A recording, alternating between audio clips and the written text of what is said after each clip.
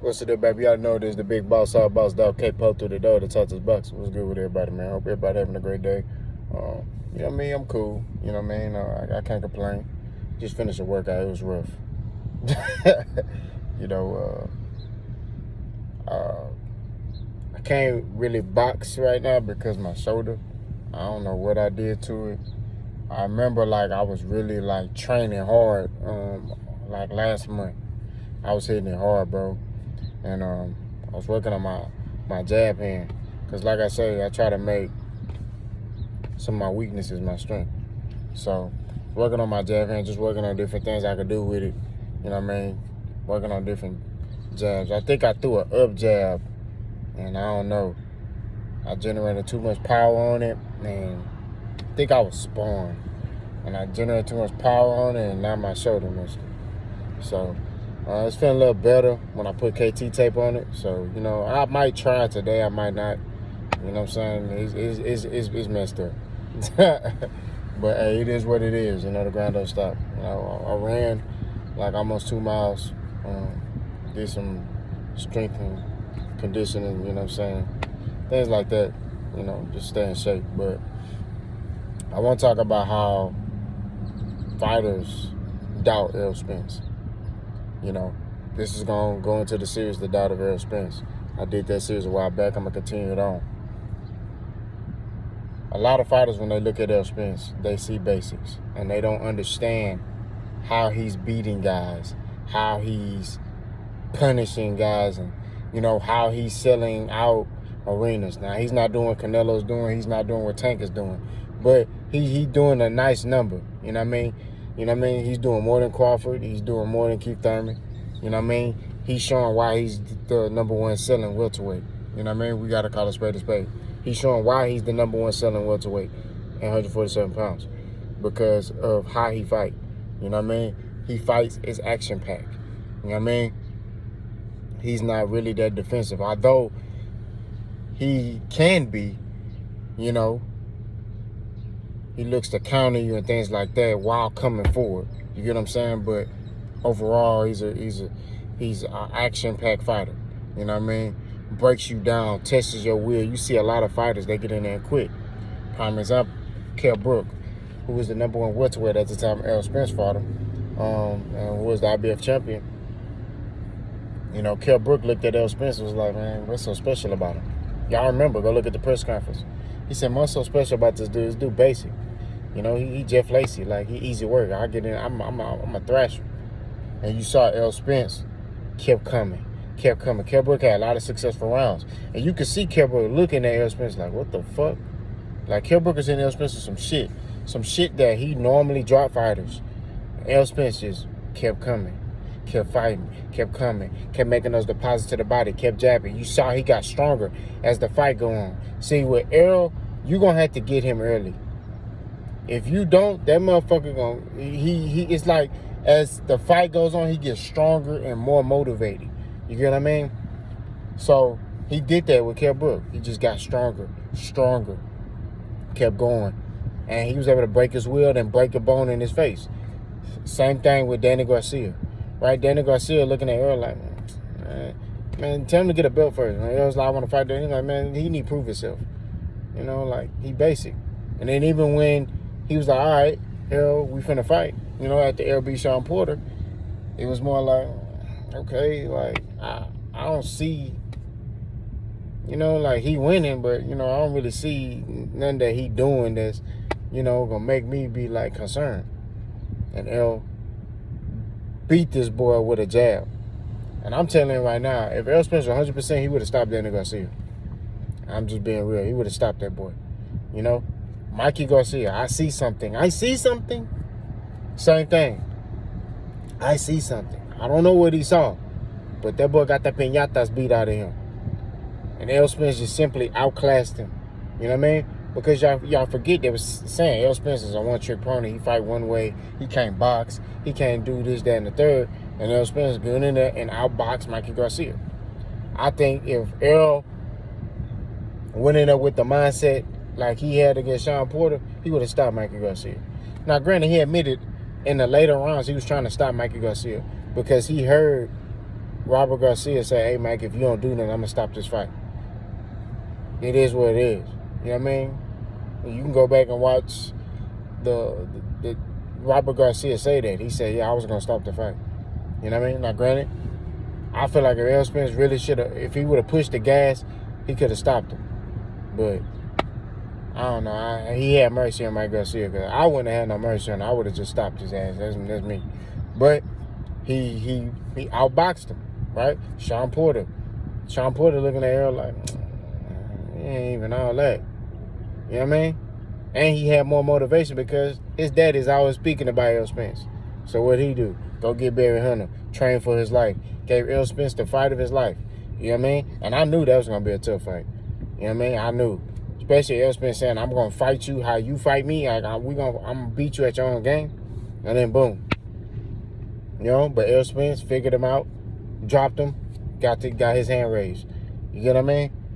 So it's like a lot of people underestimate Errol Spence because he doesn't do anything flashy. He don't do anything like Boots can switch mid-combination, throw a hook while not protecting his chin. His chin out here, but he throwing a hook like this. He could do flashy stuff where you be like, oh my God. Tank can do stuff like that. We like, oh my God. But Errol is just constant pressure, constant punches, jab, jab, jab, two, jab, body shot. Thing I like about Errol is he'll keep jabbing you, right? He'll jab you. So then your eye starting to swell up. So then now you starting to flinch when he feint at you, right? Then you start to cover up. Errol Spence throw the jab and then step in, body shot, right? Start breaking you down. Start punishing you to your body. What happens? You start getting tired, right? Now you're not fighting with this. You fighting off, man, I'm tired. I'm fighting off machismo. I'm fighting off, toughness. And that's how he gets you. That's how he break your will. You know what I mean? That's how he gets you.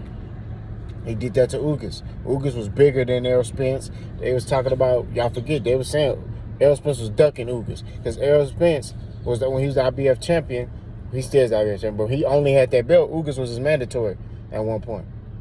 And Ugas was like, I want a Errol Spence fight. Errol Spence ducking me. Go back and look. So then Ugas get the WA belt. It's just funny how it comes full circle because Errol Spence ends up fighting him. And Errol Spence broke Ugas' will. He broke him. You know what I mean? It was to the point Ugas wasn't even throwing no punches. He broke that bone in his eye. He broke his nose. He broke his ribs. He was just taking a punishment. He did not want to be stopped. You get what I mean? So he just stood there as a punching bag because Errol Spence took his will from him. All he could do was stand there because Errol Spence took his will from him. Errol Spence broke all the stuff that was broke on him. You ain't going to move either. You can't move because you're tired. Your ribs broke. So if your rib, I don't know if y'all know, your rib is broke, that's messing with your breathing. So your ribs broke, your nose broke, his eye broke. Like, y'all understand. That's why you got to get Ugas that respect because that's hard to breathe. You can't breathe.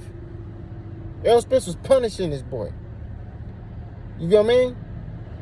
So, and this is not like, I'm just highlighting how people say Errol Spence is not a special fighter. But he getting the job done, and they don't understand why he getting the job done. Dude is killing the game out here. You know what I mean? And I don't know. Like I said, if he fight Bud, I don't know if Terrence Crawford gonna be able to stop that. I don't know if Terrence Crawford gonna have an answer for that. That's just my perspective. That's my opinion. You know what I mean? Bud is a very calculated fighter. He ego fights at times. He abandons his game plans. You know what I mean? I know Terrence Crawford is a master class fighter, but like Errol Spence said in his interview with Ellie Sackback, it's easy to look like that against low-level competition, but when you in there with a dude that's about that life, that's applying pressure, how do you deal with that? So we shall see, man. Hopefully we do. I'm optimistic this fight gonna happen. I'm gonna say that. I want it to happen. Do I believe it happened? I don't know. I don't think so. But I'm really excited for this fight, man, if it happens. But a lot of people doubt Errol Spence. They look at him and they just be like, some people even say he suck. We just gonna be real. I've talked to some people who said, man, that dude suck. Terrence, man, you know, I got homeboys personally that feel like Errol Spence is trash. They like, man, he suck. I don't know how he beating people. So when I start talking that talk with them, I start talking that boxing talk with them, they looking at me sideways. They're like, you know, I'm telling you, a lot of people like Terrence Crawford because how flashy he is and things like that. And that's cool. Errol Spence doesn't have a style, you know, that the average black person gonna like. We just gonna keep it real. He fights that kind of like, and really, I don't like putting a race on it. You know what I'm saying? I came up in a Mexican gym. You know what I mean? My first gym I joined was a Hispanic gym. You know, it was a Houston Tango Blast, you know, owner who owned the gym. You know, he ran the gym and there was a lot of them in there. And, you know, I was the only black dude in there. And I had to fight. You know what I mean? That's what it is. You know, I've been a part of a lot of gyms. I've been to black gyms, you know, where more skills on display, my bad. I've been Hispanic gyms. You know, them Hispanic gyms is different. That's all I got to say. You know, that's where you're going to find out what type of fighter you are when you're in them Hispanic gyms. But like I keep saying, man, they keep doubting this dude and he keeps showing y'all. You know what I mean? He keeps showing y'all. You know? No, I mean, I'm pretty sure Terrence Crawford's doubted early in his career, but after that, you know, he ain't really fought no fights at 47 where you be like, okay, man, he's the underdog. He ain't never been an underdog. You know what I'm saying? So that's my take on it. Errol has had many fights he been an underdog, or, you know, he's favored to win, but, you know, you got a lot of people sitting there saying, well, he might lose, or we hope he lose. You know what I mean? Because this dude does this good, and he'd be able to explore there. Errol fights this way and this way only. This is the only way he know how to fight. This is the thing that I be talking about when, you know, we talk about the doubt of Errol Spence Jr. So we shall see how this pans out. Y'all let me know what y'all think. Let's go.